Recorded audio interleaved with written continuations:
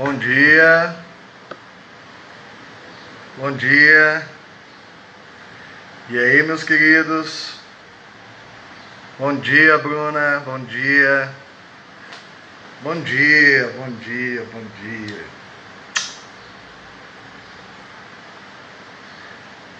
E aí, Luiz? Bom dia, Stephanie. Tudo bem? Bom dia, Nicole. Meus amores. Bom dia, Luísa. Lourdes. Lourdinha. Bom dia, Ana. E aí, Lucas? Melim não, melão. Melão. E Letícia? Bom dia, meus queridos, tudo bem? Saudade de vocês. Saudade.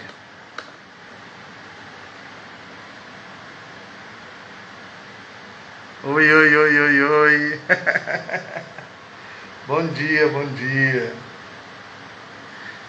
Estamos bem? Bom dia, Débora. Bom dia, amores. Como que vocês estão? Firme? Segurando a onda? Hã? Surta não, hein? Surta ainda não, ainda não. Belezinha? Como passamos? Bom dia, Bruna. Gordinho, gordão. Ó a camiseta. Ó. Será que vai ter? Hã? Tomara, né? Bom dia, bom dia. E aí, Gustavo? Bom dia. Vitória, cadê aquele bom dia, Vitória? Bom dia, Melo. Bom dia, meus amores, bom dia. Vamos iniciar nosso dia, né? Manicure, manicure. Tá aí também. O pessoal vai entrando, né? O pessoal vai entrando e aí a gente vai começando o nosso... Tomar um cafezinho. Bora para o Preto esse final de semana. Oh, meu sonho, Luiz. Feriadão, né? Feriadão seria bom, mas não pode, como que faz? Tá tudo fechado lá. Tava conversando com o guia, né? O guia que quando eu fui, né? Agora esse mês passado, quando a gente foi, né? Eu, a Thelma, o Apoena e a Gi, eu tava conversando com o guia, né? Que nós contratamos um guia para poder fazer o levantamento lá, pra gente poder viajar, né? Aí eu tava conversando com ele ontem. Ele disse que tudo fechado, a cidade está praticamente deserta. Todo mundo levando a sério, né? Tem jeito, não é verdade? Não é? Mari, Duda, beleza, amores? Bom dia, bom dia, bom dia. Não é? Vocês estão bem, né? Vamos lá? Eu queria que vocês me tirassem uma dúvida, só uma duvidazinha, tá? O livro de vocês é esse aqui? Tá escrito semi-extensivo ou é esse aqui que tá escrito extensivo? Tá? Tira essa dúvida para mim, alguém. É extensivo ou é esse semi-extensivo? Porque um é do cursinho, outro do terceiro. Aí eu estou em dúvida para saber, para falar para vocês qual que é. Vocês sabem me falar? Alguns de vocês? Ah, obrigado, Ana. Obrigado, extensivo, né? Obrigado, meus queridos, minhas queridas. Obrigadão. Então é esse aqui, ó. Não, esse é semi, esse aqui mesmo, extensivo. Beleza? Então, ó, nós vamos começar hoje, tá? Se você quiser acompanhar aí pelo livro, tá? Quiser acompanhar pelo livro, quem tiver o livro em mãos, beleza, Pedro? Tranquilo, semi-extensivo é do curso. Obrigadão. Nós vamos começar na página 86, tá? Página 86. Quem quiser aí, ó, acompanhar pelo livro, página 86, beleza? Bom dia, Vitória, bom dia, Julinha, bom dia, meus amores. Vamos lá, vamos começar então? Vamos começar o dia pensando um pouquinho na história, não é verdade? É isso que a gente tem para hoje, né? É isso que a gente tem.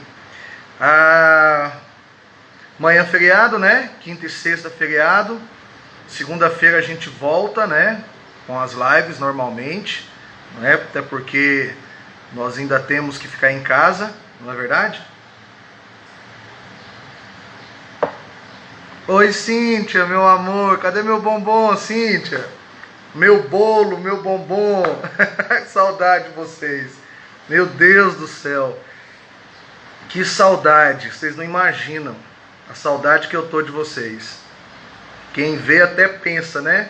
Mas é verdade. Muita saudade, tá? Vamos lá então, senão aqui a gente já começa a derreter. Vamos lá então? Ó, Obrigado, Júlia. Vamos lá, meus amores. A gente... Vou fazer quando voltar, meu amor. Relato. Beleza, Cíntia? Eu quero, hein? Eu quero. Nós vamos comer juntos. Eu pago o café. Quando voltar, nós vamos combinar o peixe. Vou fazer o bendito peixe para vocês. Vamos falar com o Neto. Aí nós vamos lá para a chácara e a gente vai fazer... Eu vou fazer o peixe para vocês. Beleza? Fazer uma peixada bem gostosa daquelas que eu faço. Tá bom? Então vamos lá, meus amores. Hoje nós vamos dar prosseguimento à história de Roma, né? Vou levar o pão de queijo. Beleza, beleza, Cíntia. Hoje nós vamos continuar então a história romana, não é isso? Nós já viemos trabalhando Roma, não é? Há algum tempo e vamos continuar em Roma, tá? Até porque isso é matéria do nosso primeiro bimestre, então tá tudo tranquilo, tudo sossegado, tá? Não... Os vegetarianos podem? Claro que pode, evidente que pode. Vai ter salada, a gente faz um macarrãozinho lá para você, Vi, tá? A gente vai dar prosseguimento, porque esse primeiro bimestre nosso, tá? Eu vou fechar com vocês a Roma, tá? E ainda no primeiro bimestre, que o primeiro bimestre acaba no final de abril, tá? E aí maio, junho é o segundo bimestre. Então eu vou com vocês até o final da Idade Antiga, tá? Até o final da Idade Antiga. Provavelmente já na última semana de abril eu já devo começar a Idade Média, beleza? Já devo começar a Idade Média com vocês. E aí no segundo bimestre a gente vai trabalhar a Idade Média e já começar a Idade Moderna. Porque agora, nesse primeiro momento, é mais preso mesmo, porque a história antiga, Roma, Grécia e Roma, é cheio de detalhes. A partir da Idade Média a coisa começa a fluir com mais rapidez, vocês podem ficar tranquilos, tá? Fiquem tranquilos, continuem estudando, focado nos estudos, beleza? Focado nos estudos. Hoje eu vou mandar para o Romário,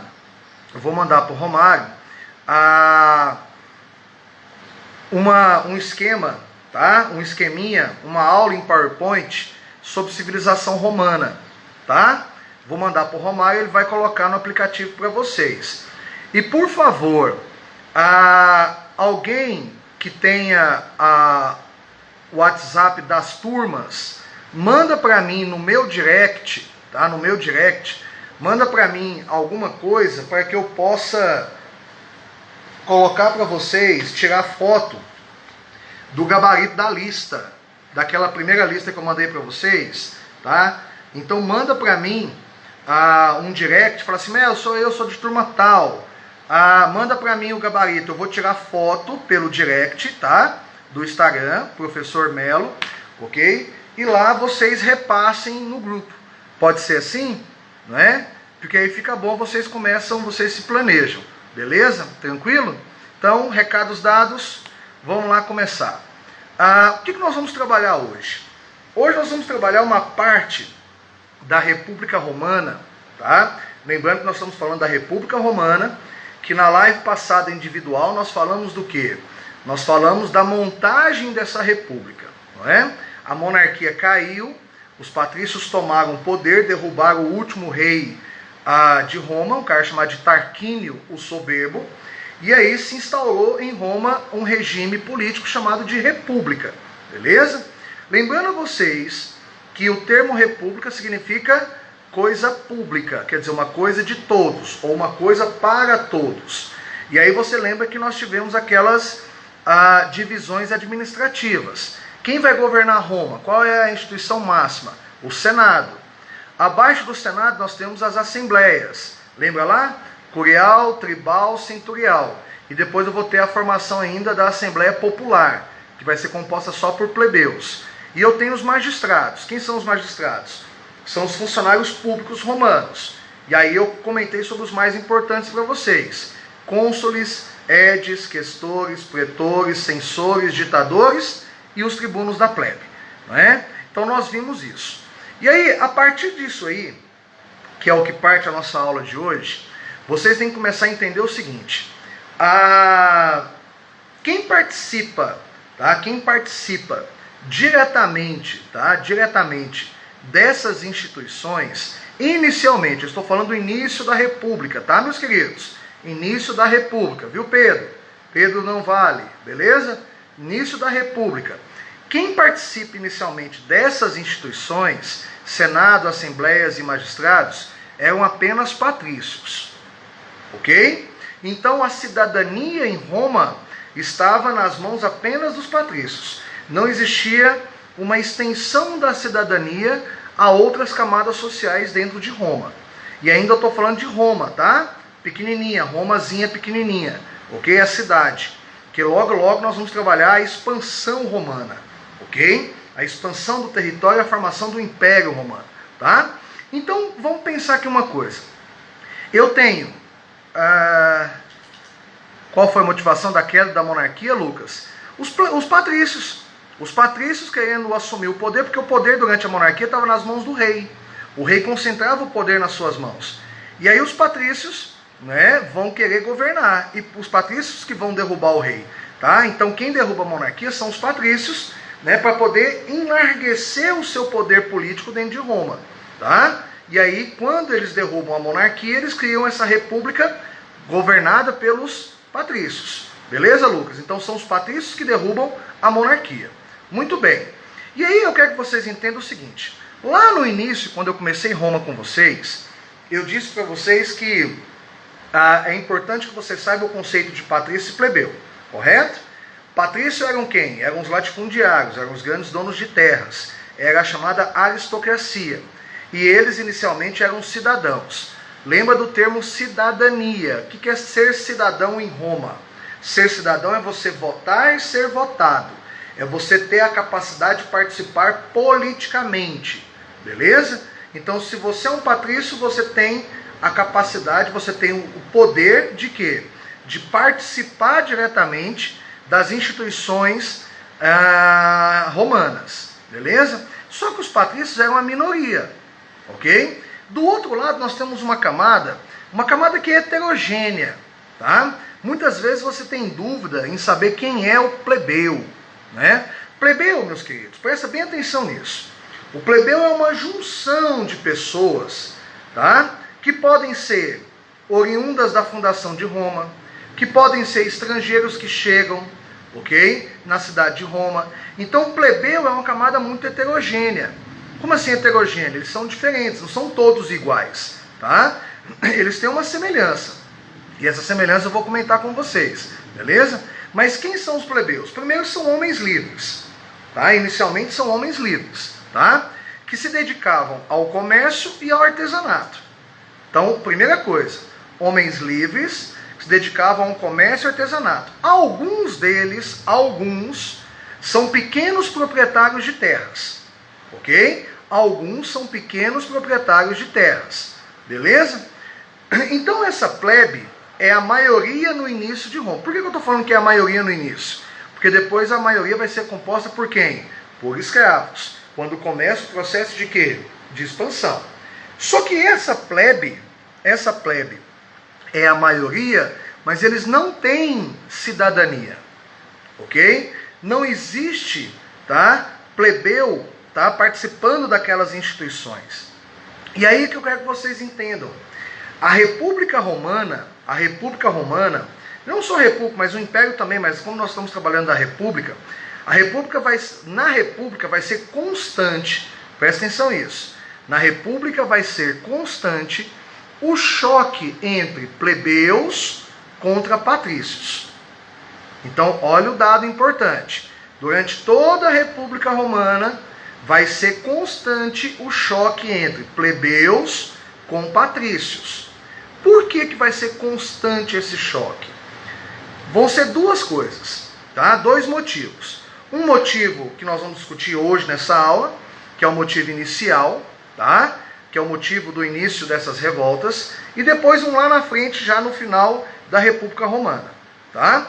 Por que inicialmente os plebeus, eles se revoltam contra os patrícios? Porque o plebeu é a maioria. O plebeu, tá, é o comerciante, ok? O plebeu é a grande camada que participa do exército romano. A linha de frente do exército, quer dizer, os altos cargos do exército, é composto por quem? Por patrícios. Mas o grande exército, a grande massa de soldados do exército era composta por plebeus. Então, olha a importância da plebe. A plebe, ela faz parte do exército, é a maioria no exército, tá? Segundo, eles são comerciantes, então alguns desses plebeus estão o quê? Estão se enriquecendo, ok? Estão se enriquecendo, beleza? Mas não tem o quê? Não possuem o quê? Direitos políticos, tá? Eles são marginalizados politicamente. Lourdinha, presta atenção, meu amor. Por que inicialmente, então, eu tenho um choque entre plebeus e patrícios? Quando eu falo inicialmente, você quer marcar isso no seu caderno aí? Século V a.C. Século V a.C., tá? É quando se intensifica revoltas promovidas pelos plebeus. Então, presta atenção. Entre o século V e o século III, entre o século V e o século III antes de Cristo, o que nós temos? Nós temos revoltas comandadas pelos plebeus. Contra quem? Contra os patrícios. Qual a motivação dessas revoltas? Plebeus reivindicando direitos políticos, tá? Então, se você está com o seu caderno aí, você vai colocar que a partir do século V, presta atenção, que a partir do século V começa o que a gente chama de luta de classes. Olha que bacana, estamos usando um termo marxista, hein? Luta de classes, ok? Que classes? Plebeus contra patrícios. Perdão. Qual o motivo dessa luta de classes? O motivo dessa luta de classes é o quê? A marginalização política da plebe. A marginalização política da plebe. Quer mais um motivo? Vou te dar mais um motivo. Além dessa marginalização. Lá no século III são os irmãos Graco. Lá na frente, Lucas. Aguenta a mão aí que os irmãos Graco vão vir lá na frente. Beleza? Os irmãos Gracos vão ser tribunos da plebe. E aí a motivação deles se revoltarem é outra. Tá? É aquela segunda parte que eu te falei. O primeiro momento da luta de classes é o plebeu lutando por direitos políticos. Lá na frente é plebeu lutando por terra. As terras conquistadas. Vamos com calma. Vamos nesse primeiro momento ainda. Tá? Porque é nesse primeiro momento, Lucas, que nós temos plebeus adquirindo direitos políticos, tá? É plebeu entrando nas instituições republicanas. Então vamos lá. Luta de classes. Você vai pôr no seu caderno assim, luta de classes. Embaixo você vai colocar plebeus versus patrícios. Beleza? Motivos da luta. Marginalização política. E vou te dar mais uma. A escravidão. Ah, Melo, como assim escravidão? Você falou que Roma não começou a expandir ainda. Você falou que Roma não começou esse processo no início da República. Mas vocês lembram que existiam duas formas de escravidão? Duas formas? Escravidão por guerras, por conquistas, e escravidão por dívidas. Lembra da escravidão por dívidas. Beleza, meus queridos? Escravidão por dívidas. Quem está se tornando escravo dos patrícios? Plebeus. A plebe endividada Lembra que eu falei para você que a plebe é muito heterogênea? Então eu tenho plebeus pobres, eu tenho plebeus que dedicam ao comércio, que estão se enriquecendo, eu tenho plebeus que são pequenos proprietários de terras. Plebeu é o homem livre, tá? Plebeu é esse homem livre, beleza? E é muito heterogêneo. Então alguns plebeus pobres se tornam dependentes aos patrícios. E o que é ser dependente aos patrícios? É se tornarem o quê? É se tornarem escravos dos patrícios. Então, se você quiser 2 motivos por essas lutas de classes inicialmente dentro de Roma, eu te dei. Quais são os 2 motivos? Primeiro, a marginalização política da plebe e a escravidão de plebeus. Esses são os 2 motivos. Correto? E aí o que acontece? A partir do século V, tá? A partir do século V, começa os plebeus se revoltando. Vou te contar a primeira revoltinha.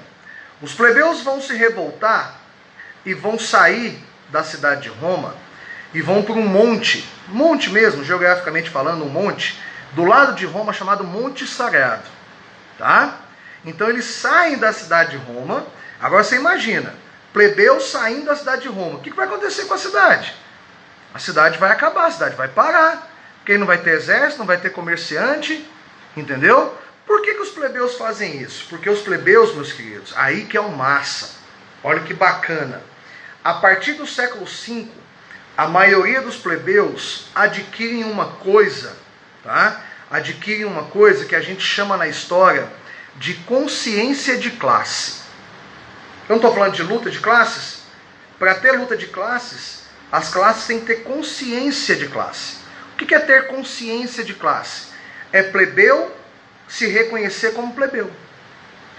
É eu, plebeu, olhar para o outro plebeu e falar assim, você é plebeu, você também é plebeu, você não tem direito político, você não tem direito político.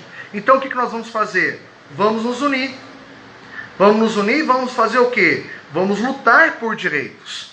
Vamos lutar pelo menos por uma igualdade, não é, jurídica, não é verdade? Por uma igualdade de cidadania. Quando os plebeus começam a lutar por esses direitos políticos, a gente diz que a plebe adquiriu uma consciência de classe. Ok? Não esquece disso não. A plebe adquire uma consciência de classe. Beleza? Consciência de classe. Os plebeus adquirem uma consciência de classe. O que é a consciência de classe? São os plebeus se reconhecendo como plebeus. São plebeus reconhecendo que não têm direitos políticos. Tá? E aí eles começam a reivindicar direitos.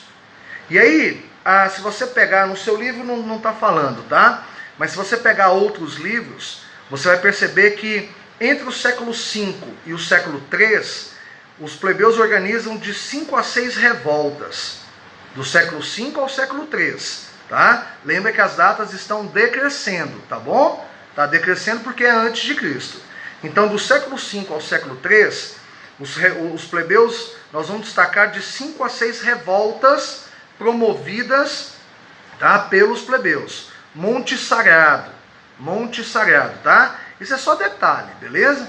E aí essas revoltas, cada vez que esses patrícios, que esses plebeus se revoltam contra os patrícios, beleza? Surgem algumas leis, tá? A cada momento que a plebe se revolta contra o patrício, surgem novas leis, tá? Os patrícios começam a dar leis para os plebeus. E aí eu quero que vocês entendam uma coisa. Não é o patrício que está dando a lei para o plebeu, tá? É o plebeu que está conquistando essas leis. Não se esqueçam disso, meus queridos, tá?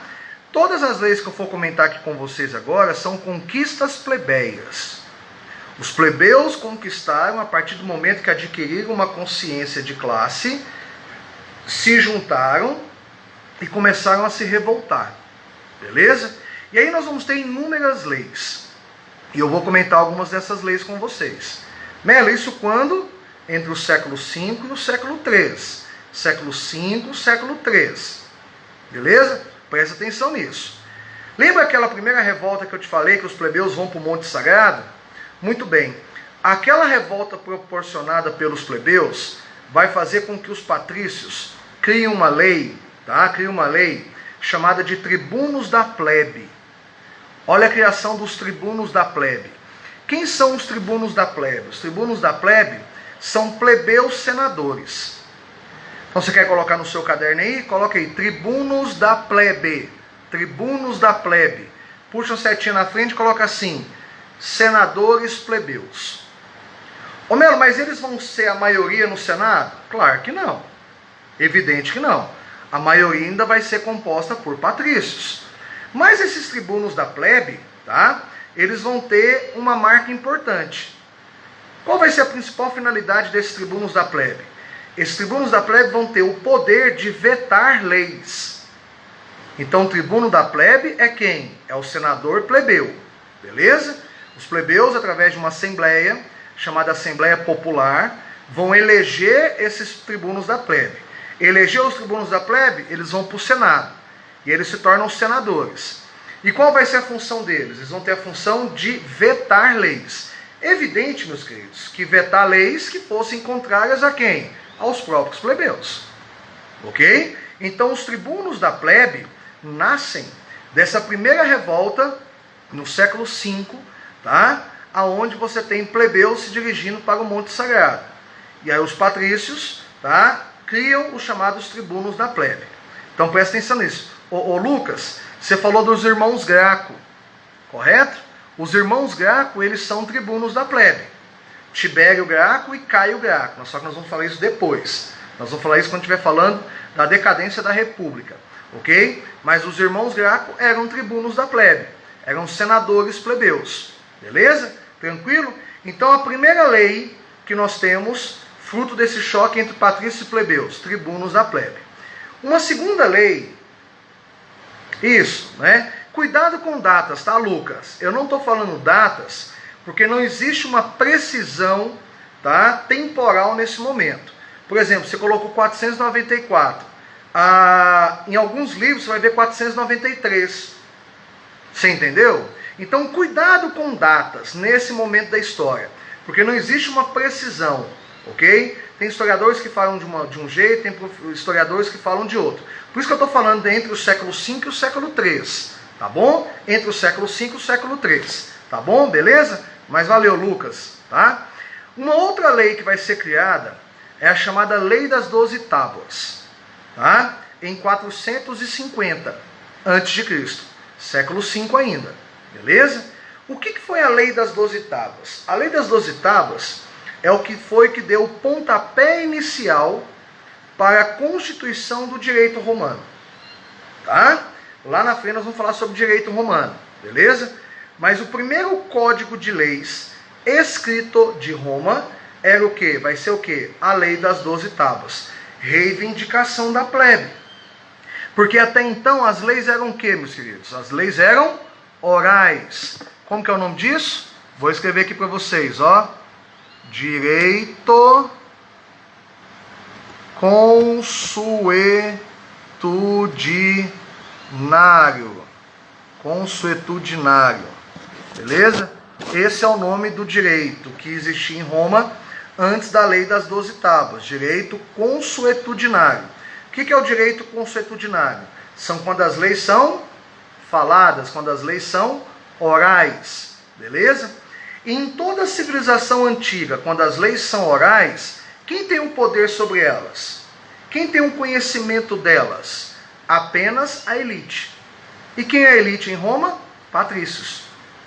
Ok? Então, quando o direito é consuetudinário, oral, baseado nos costumes, nas tradições, quem tem o poder sobre elas? Apenas, apenas a elite. Então, os plebeus não conheciam as leis. Então, as leis se aplicavam aos plebeus, tá, de acordo com os interesses dos patrícios.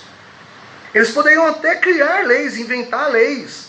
Você entendeu? Então, uma das reivindicações dos plebeus era que essas leis que eram orais fossem o quê? Escritas. Muito bem, em 450 anos antes de Cristo, essas leis que eram orais passaram a ser codificadas. Foi criado um código chamado Lei das 12 Tábuas. Beleza? Mas essas leis vão beneficiar a plebe? Essa Lei das 12 Tábuas, essas leis serão escritas apenas, tá? os plebeus passam a ter conhecimento das leis. Ah, mas a maioria é analfabeto, não sabia ler, aquela coisa. Tá, gente, mas vão ler para eles. Alguns plebeus sabiam ler, então vão ler para os outros, ok? Isso não vai ser um empecilho. O que eu quero que vocês entendam é que a importância da lei das 12 tábuas é porque as leis passaram a ser codificadas, passaram a ter leis escritas, e é o início do quê? Da construção do direito romano. Beleza? Então, ó, tribunos da plebe, lei das 12 tábuas. Lembrando que todas essas leis surgem em função de revoltas. Beleza? Uma terceira lei, que às vezes você acha que é uma lei assim que não vale nada, mas eu vou te explicar que ela vale muito. Chamada Lei Canuleia, tá? Vamos colocar aqui, Lei Canuleia, ok? Lei Canuleia, tá bom? Em 445 anos antes de Cristo, ainda no século V. O que é a Lei Canuleia? A Lei Canuleia, meus queridos, ela permitiu o casamento entre patrícios e plebeus. Olha aí, ó. Ela permitiu o casamento entre patrícios e plebeus. Vai haver uma mistura. Ô Melo, mas os filhos do casamento entre patrício e plebeu, vai ser patrício ou plebeu? Vai surgir uma nova camada social. Os chamados nobilis. Nobilis. Nobilis. Nobilis são os filhos, tá, do casamento entre patrícios e plebeus. Tá bom. Vai ser comum isso? Claro que não. Tá?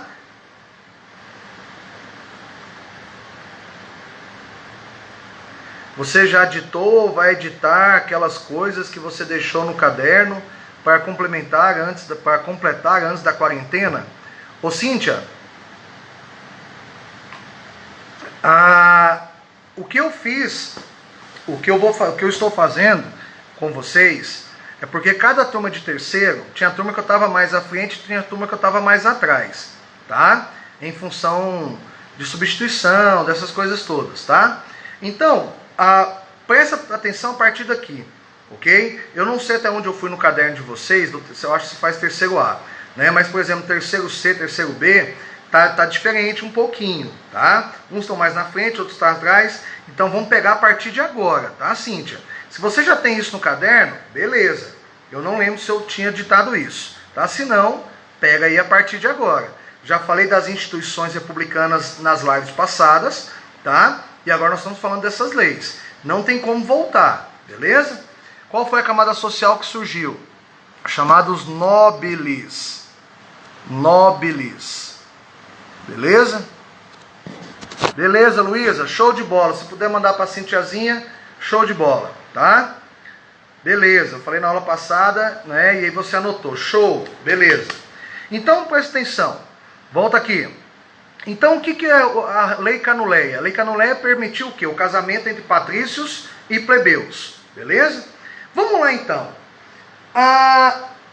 Qual o interesse do patrício em se casar com um plebeu? Lembra de eu te falar que o plebeu é muito heterogêneo, correto? Eu vou ter plebeus o quê?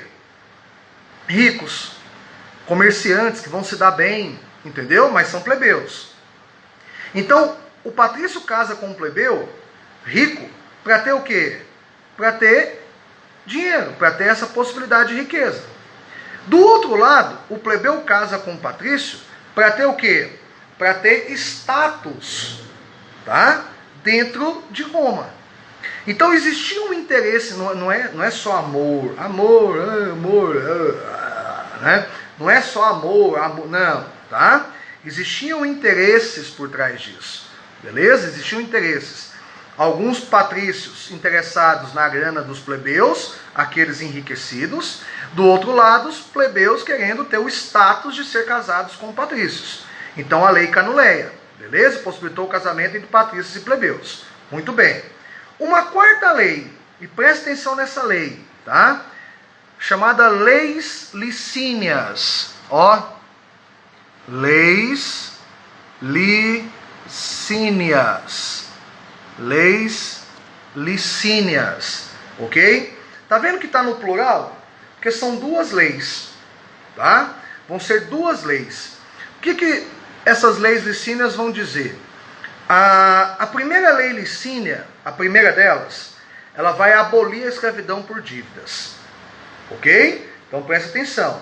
A primeira lei licínia aboliu a escravidão por dívidas. Acabou com a escravidão por dívidas dentro de Roma. Ok? Essa lei já foi criada no século IV. Vamos entender aqui uma coisa? O que está acontecendo paralelo a essas revoltas de patrícios com plebeus? A expansão. Quando o plebeu se casava com o patrício, ele se tornava patrício. Não, gente. Não tem como eu, plebeu, me tornar um patrício. Eu estou falando questão de status. Se eu sou plebeu, eu vou ser plebeu até morrer. Se eu sou patrício, eu vou ser patrício até morrer. Entendeu? Então não tem essa questão, eu casei com um patrício, eu sou um patrício agora. Não, a questão é sanguínea. Tá bom? Tem nada a ver com uma coisa com a outra.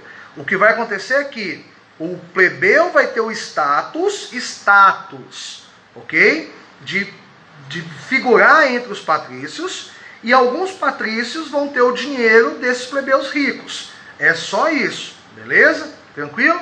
Volta lá para a lei licínia. Aboliu a escravidão por dívidas, tá? Isso a partir de 367. 367, então século IV.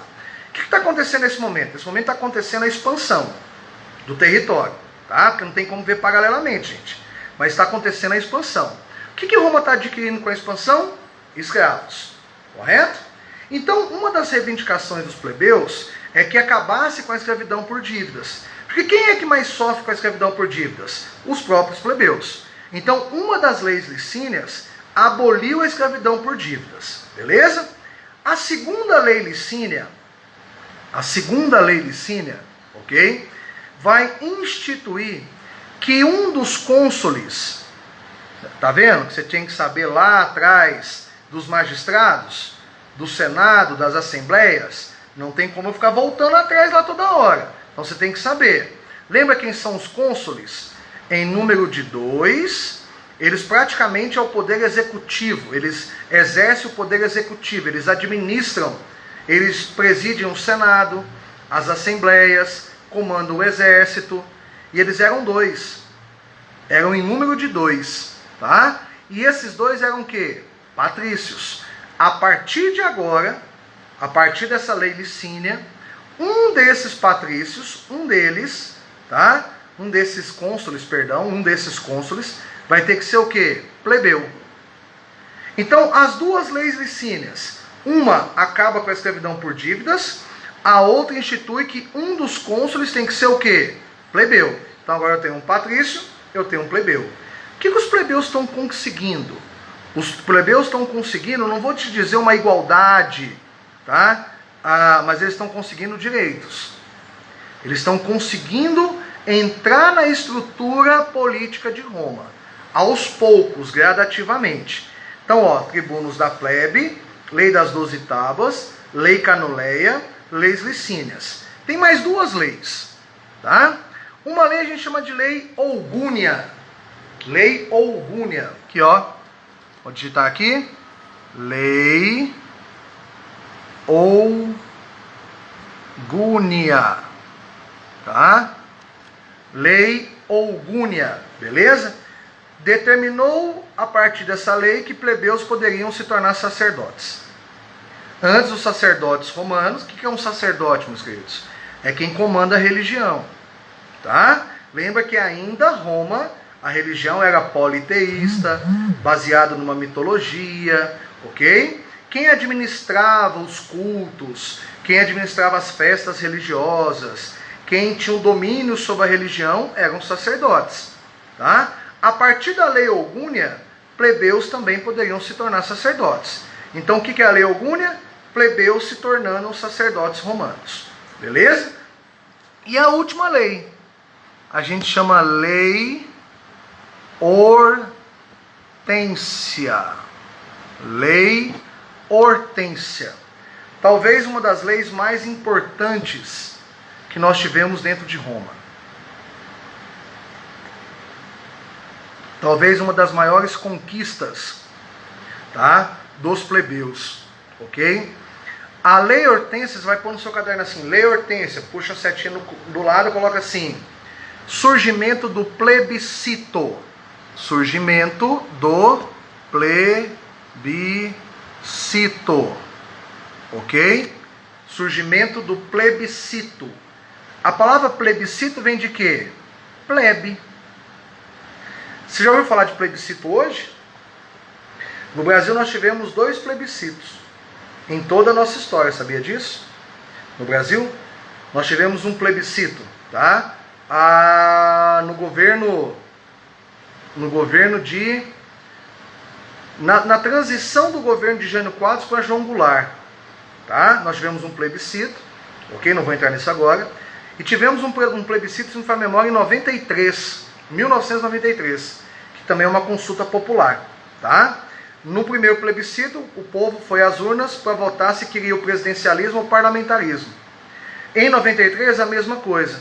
O povo foi consultado se queria uma república presidencialista, se queria uma república parlamentarista ou se queria uma monarquia, a volta da monarquia. Então, a ideia de plebiscito, apaga isso aí, a Lei Ogúnia, tá? Ela possibilitou o quê? Plebeus se tornarem sacerdotes. Viu, Luiz? Tá? Plebeus se tornarem sacerdotes. Essa igualdade política que está falando no livro de vocês, né? Olha lá, no livro de vocês. Tá vendo? O último parágrafo aqui, não é isso? Eu vi aqui, Luiz. Apaga isso aí, tá? A Lei Ogúnia possibilitou plebeus se tornarem o quê? Se tornarem sacerdotes. Todas essas leis, Luiz, todas elas, ok? Foram feitas para que os plebeus alcançassem essa igualdade política, tá? É lógico que eles não vão ser iguais, mas eles começam a ter direitos políticos, tá? Então é nesse ponto de vista que você tem que lembrar. Beleza, Luiz? Tranquilo? Então volta lá a Lei Hortência, do plebiscito. O que é plebiscito? Plebiscito é uma consulta popular, ok? É uma consulta popular. Então, a partir desse momento, tudo que os plebeus, todas as leis, tá? Todas as regulamentações, tá? Dos plebeus na Assembleia Popular virariam leis, tá? Não, esquece revolta de escravo agora. Esquece, Pedro. Você está indo muito mais além, calma, tá? Revolta de escravo nós vamos ver lá na frente na decadência, beleza? Não cabe aqui, nós estamos falando das leis, beleza? Estou falando de plebe, tá? Beleza? Tranquilo. Então, o plebiscito é o quê? O plebiscito é todas as regulamentações da Assembleia Popular, lembra que a Assembleia Popular é uma Assembleia constituída por plebeus. Todas as regulamentações dos plebeus virariam leis, tá? Virariam leis. Então, talvez o plebiscito tenha sido uma das maiores, por nada, Pedrão, tenha sido uma das maiores conquistas da plebe, tá? A criação do plebiscito, que aquilo que fosse proposto pelos plebeus virariam força de lei e todo mundo teria que segui-la, ok? Então, ó, presta bem atenção. Eu te falei de 1, 2, 3, 4, 5, 6 leis. Lógico que as leis licinas são 2, né? Então, 7 leis, do século V ao século III, tá? De 493 a 286. Século V ao século III. O que foi isso? Leis que foram criadas, que foram conquistas plebeias para terem direitos políticos, ok? Então, essas leis é importante que vocês saibam. Então, gradativamente, o plebeu vai entrando nas instituições republicanas. Beleza? Entrou agora, né? Entrou agora, né, bonitona? Essas leis foram elaboradas pelos patrícios? Já tinha falado, sim. Acorda mais cedo, né? Pamoinha. Beleza? Tranquilo, meus queridos? Beleza? Eu acho que nós já extrapolamos o tempo aqui, né? 8h45, né? Passou voando, beleza? Desculpa não, meu amor, estou brincando com você. Beijão, saudade, pamonha, tá? Saudade de vocês, ok? É porque eu tô com vontade de brigar com vocês também, dar murro, dar chute, entendeu? E aí, plebiscito não é conceito, Cíntia, vamos entender o que é plebiscito. Plebiscito é o quê? Nesse momento em Roma, o plebiscito é o quê? Todas as regulamentações, ok? Presta atenção, Cíntia. Todas as regulamentações da Assembleia Popular, tá? Quer dizer, a Assembleia constituída por plebeus, todas as regulamentações passariam a ter força de lei, tá? Isso é chamado de plebiscito. Por quê? Plebiscito vem de plebe. A Assembleia Popular é constituída por plebeus, pelos representantes plebeus. Então, dentro da Assembleia Popular, as regulamentações que foram propostas, que iriam ser propostas, virariam força de lei. Viraria lei sem o Senado aprovar. Sem o Senado poder aprovar. Isso é chamado de plebiscito. Beleza? Tranquilo, meus amores? Obrigado, Rafa, Malbec. Beleza? Tranquilo, meus amores? Próxima aula nossa, nós vamos vir com a expansão romana. Beleza? Vamos falar das conquistas romanas. E o que é positivo e o que foi negativo nesse processo de expansão. Tá? Quem quiser dar uma olhadinha já pra frente, ok? Expansão romana. Beleza? Expansão romana. Características e consequências. Tá? Olha lá, ó. Expansão romana é nossa próxima aula. Beleza, meus queridos? Prazerzão começar o dia com vocês, tá? Meu dia começou bem, porque vocês estão aqui, tá bom? Muito obrigado. Continuem estudando, tá bom?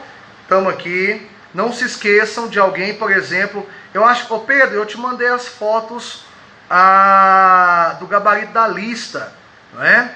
Eu não sei se vocês têm grupo da sala, mas organize alguém que eu mando as fotos, tá, do gabarito da lista, para vocês